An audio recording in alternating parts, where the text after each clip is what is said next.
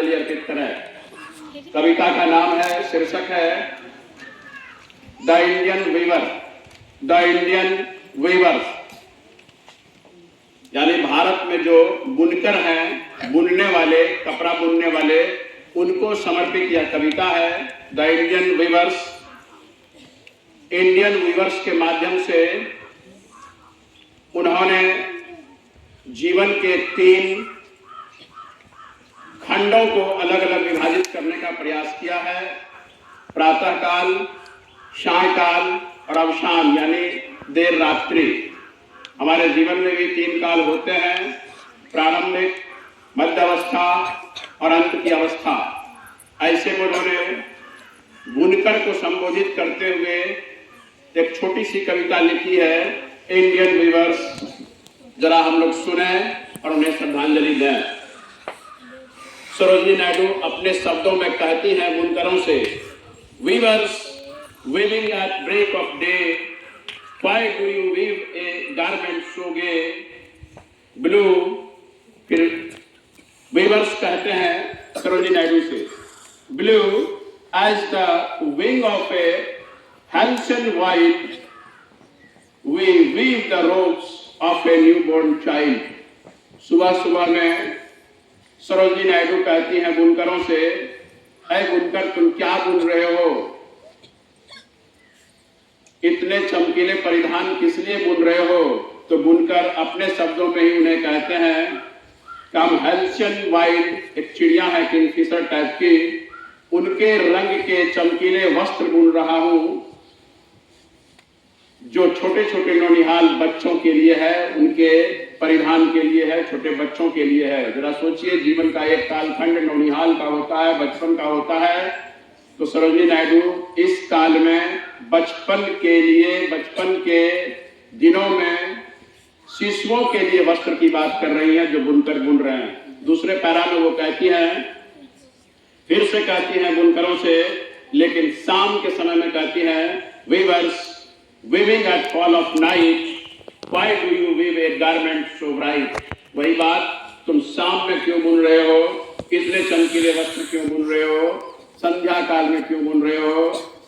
तो कहते हैं बुनकर, like the flames of a peacock, purple and green, we weave the marriage veils of a queen।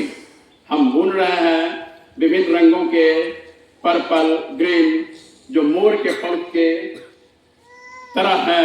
ये सब है एक रानी, यानी शहजादी कहिए, शहजादी के उस घूंघट, जो हम लोग कहते हैं शादी का दुपट्टा, वो मैं बुन रहा हूं। जरा देखिए, प्रातःकाल, उसके बाद युवा अवस्था में जो बुनकर बुन रहे हैं, उसी मनुष्य के लिए, मानव के लिए, जिस रूप में भी हो। प्रातःकाल के बाद यहाँ युवा काल की चर्चा हो रही है। और तीसरे स्टैंजा में देखिए, viewers weaving Solomon and steel, what do you weave in the moonlight chill। फिर वीवर बोलते हैं, fight as a feather and fight as a cloud, we weave a dead man's funeral shroud।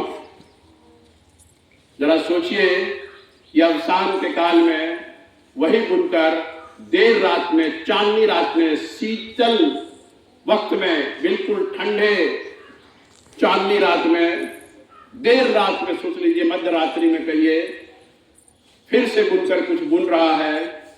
Sarojini Naidu पूछती हैं, तुम क्या कर रहे हो इस चांदनी रात में, देर रात में। फाइट एज ए, फिर बुनकर कहते हैं, fight as a feather and fight as a cloud. हम उजला फेदर, उजले पंख के रूप में और उजले बादल के रूप में बुन रहा हूं।